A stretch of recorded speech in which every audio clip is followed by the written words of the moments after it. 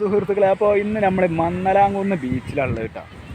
അപ്പോൾ മന്നലാംകുന്ന് ബീച്ചിൽ വന്നപ്പോൾ ഞാനൊരു കാഴ്ച കണ്ടതാണ്. ഈ കാറ്റടിച്ച് എൻ്റെ ബാക്കിലുള്ള ഈ കാറ്റാടി മരത്തിൻ്റെ ഇടയിൽ ഇരുന്നിട്ട് ഒരാൾ ഓടക്കുഴൽ വായിക്കുന്ന ഒരു രംഗമുണ്ട്. അത് ഞാൻ ഞങ്ങൾക്കൊന്ന് കാണിച്ചു തരാം കേട്ടോ. ഓടക്കുഴൽ വായിക്കുന്ന രംഗമുണ്ട്. നല്ല മനോഹരമായിട്ടാണ് അയാൾ ഓടക്കുഴൽ വായിക്കുന്നത്. അപ്പോൾ ആ രംഗം ഞാൻ നിങ്ങളുമായിട്ടൊന്ന് പങ്കുവെക്കുകയാണ്.